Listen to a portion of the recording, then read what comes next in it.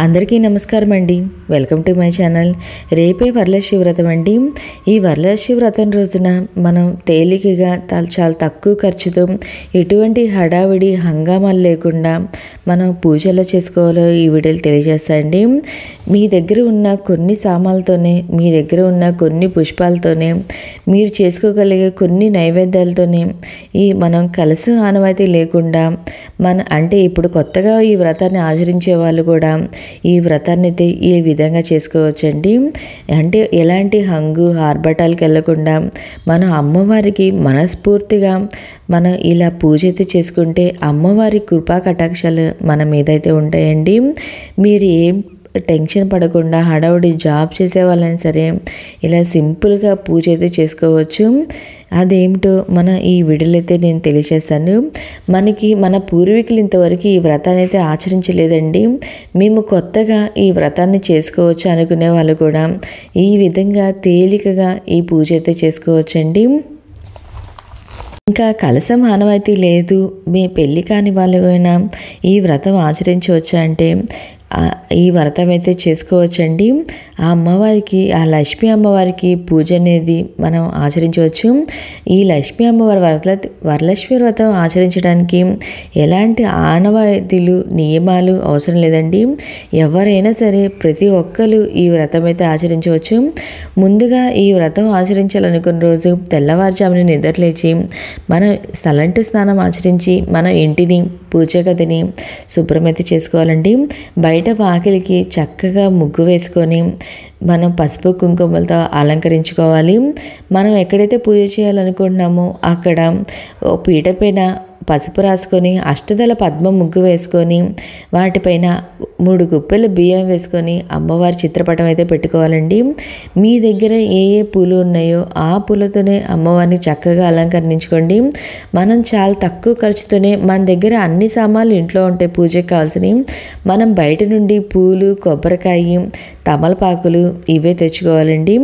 వీటిని మనకైతే తక్కువ ఖర్చే అవుతాయి. అవి బయట ఒక 100 రూపాయలకి, 150 రూపాయలకి అయితే వచ్చేస్తాయి అన్నీ. మన పళ్ళు, మన ముత్తైదులు తాంబూలం ఇవ్వడానికి మనం ఒకరికి కానీ లేదా ముగ్గురికి కానీ 5గురికి కానీ ఇలా తాంబూలం అయితే ఇస్తామండి. వాటికి కావాల్సిన కొన్ని సామాన్లు మీరు బ్లౌజుల పీసులు ఏమైనా గిఫ్ట్లు ఇవ్వాల్సిన అవసరం లేదండి. ఉట్టి తాంబూలం ఇచ్చినా పర్వాలేదండి. మనం ముత్తైదులకి మనం బ్లౌజ్ పీసే పెట్టాలి, అయ్యో మనం పెట్టలేదు అనుకోకుండా ఓన్లీ తాంబూలం 2 తమలపాకులు, 2 అరటిపళ్ళు, వక్క, పసుపు, కుంకుమ ఇవైతే మనం పూలు తాంబూలంగా అయితే ఇవ్వచ్చు. ఇంకా నేనైతే అమ్మవారికి ఇక్కడ పూలతో చక్కగా అలంకరణ అయితే చేసుకున్నానండి. నా దగ్గర లక్ష్మీ అమ్మవారి విగ్రహం ఉంటే అది కూడా పూజలు అయితే పెట్టుకున్నానండి. నా దగ్గర ఇలా డెకరేషన్ది ఫ్లవర్ టైప్ది ఉంటే అక్కడ నేను బియ్యం పోసుకొని ఆ లక్ష్మీ అమ్మవారి విగ్రహం అయితే పెట్టుకున్నానండి. మీ దగ్గర విగ్రహం ఉంటే పెట్టుకోండి, లేకపోతే ఓన్లీ అమ్మవారి చిత్రపటం అయినా పెట్టుకొని ఈ పూజ అయితే చేసుకోవచ్చు. నా దగ్గర కొన్ని మంగళకరమైన వస్తువులు ఉంటే అవన్నీ కూడా పూజలో పెట్టుకుంటున్నానండి. ఇవన్నీ పెట్టుకోవాలని లేదండి, మన అమ్మవారి ఉన్నాయి కాబట్టి నా దగ్గర నేను పెట్టుకుంటున్నాను. లేని వాళ్ళు ఓన్లీ అమ్మవారి చిత్రపటం దగ్గర నార్మల్గా దీపం వెలిగించుకొని అమ్మవారి అష్టోత్తరం చదువుకుంటాం. కుంకుమతో ఉంటుంది కదండి, ఆ కుంకుమతో అమ్మవారి అష్టోత్తరం చదువుకుంటా ఈ పూజ అనేది చేసుకోవచ్చు. లేదా మీ దగ్గర ఏమన్నా అలంకరణ వస్తువులు ఉంటే అవన్నీ పెట్టుకొని చక్కగా అలంకరణ అనేది చేసుకోవచ్చు. ఎవరి దగ్గర ఏమి అందుబాటులో ఉంటే వాటితోనే సులభంగా తేలికగా పూజ అయితే చేసుకోండి. మా దగ్గర ఇవి లేవు, మేము ఇవి పెట్టలేకపోయాము అని అనుకోకుండా ఏమున్నాయో వాటితోనే ఆ లక్ష్మీ అమ్మవారికి ఈ వరలక్ష్మి వ్రతం రోజున పూజ అయితే చేసుకోండి. ముందుగా మనం గణపతికి పూజ అయితే చేసుకోవాలండి. గణపతిని పసుపుతో చేసుకున్న గణపతినైనా పెట్టుకోవచ్చు, లేదా మీ దగ్గర గణపతిది ఏమైనా విగ్రహం ఉన్నా ఆ విగ్రహం అయినా పూజలో పెట్టుకొని పూజ చేసుకోవచ్చు. ముందుగా గణపతికి ధూపం, దీపం, నైవేద్యం అనేది సమర్పించాలి. ఇక్కడ నేను నైవేద్యంగా బెల్లాన్ని అయితే సమర్పించానండి. మనం ఫస్ట్గా గణపతి పూజ అయితే చేసుకోవాలండి. గణపతి పూజ అయిపోయిన తర్వాత మన వరలక్ష్మి అమ్మవారికి లక్ష్మీదేవి పూజ అయితే చేసుకోవాలండి. తర్వాత లక్ష్మీ అమ్మవారికి షోడోపచారాలతో పూజ అనేది చేసుకోవాలండి. ఒకవేళ మీకు షోడోపచారాలతో పూజ చేయడం రాకపోతే పంచోపచారాలతో అయినా పూజ చేసుకోవచ్చండి. పంచోపచారాలంటే ధూపం, దీపం, నైవేద్యము అవైతే అండి ఇవన్నీ పంచోపచారాలతో పూజ చేసుకోవచ్చు. షోడోపచారాలతో అంటే పూజ 16 ఉపచారాలు అనేది ఉంటాయండి. మొదటిదండి ఆవాహన చేయాలి, లక్ష్మీదేవిని పూజకి ఆహ్వానించడం అండి. తర్వాత ఆసనము, లక్ష్మీదేవికి ఆసనం సమర్పించడము. పాడ్యం, పాదాలకు నీరు సమర్పించడము. తర్వాత అర్ఘ్యము, పాదాలకు పూలు అక్షింతలు సమర్పించడము. తర్వాత ఆచమనీయం, నీరు సమర్పించడము.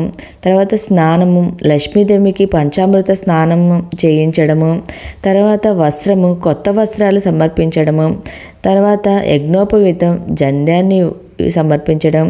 అలంకరణ, అమ్మవారిని చక్కగా ఆభరణాలు పూలతో అలంకరించడం. తర్వాత గంధం సమర్పించడము.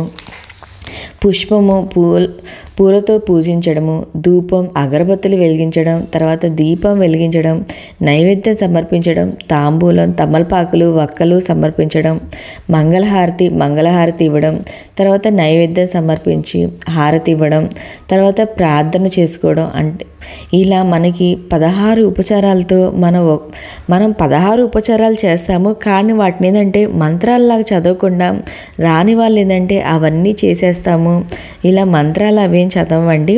చదవకుండా అమ్మవారికి ఏంటంటే రాని వాళ్ళు చదవలేరు కాబట్టి ఇలా పుష్పం సమర్పయామి, యజ్ఞం సమర్పయామి, దీపం సమర్పయామి ఇలా అనుకుంటా మనం ఈ పూజ అయితే చేసుకోవచ్చు.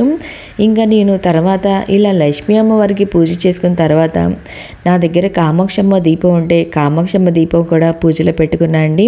తర్వాత లక్ష్మీ అమ్మవారి విగ్రహం దగ్గర అమ్మవారి అష్టోత్తరం చదువుకుంటా నా దగ్గర చిట్టి గాజులు ఉంటే చిట్టి గాజులతో అమ్మవారి అష్టోత్తరం చదువుకుంటా ఈ పూజ అయితే చేసుకుంటున్నా అండి. మీ దగ్గర గాజులు లేకపోయినా పూలతో అయినా అష్టోత్తరం చదువుకోవచ్చు. లేదా ఒక ప్లేట్ తీసుకొని ఆ ప్లేట్తో కుంకుమతో అయినా మనం ఈ అష్టోత్తరం అయితే చదువుకోవచ్చు అండి. కుంకుమను వేస్తా అష్టోత్తరం అయితే చదువుకోవచ్చు. మన దగ్గర అందుబాటు ఉన్న వాటితోనే మనం ఈ పూజ అయితే చేసుకోవచ్చు అండి. తేలికగా, సులభంగా, ఎటువంటి టెన్షన్ హడావుడి ఏమీ లేకుండా ఇలా సింపుల్గా పూజ అయితే చేసుకోవచ్చు. నేను ఇంకా పూజలో నైవేద్యంగా తర్వాత మనం అమ్మవారికి తాంబూలం అనేది పెట్టుకోవాలండి.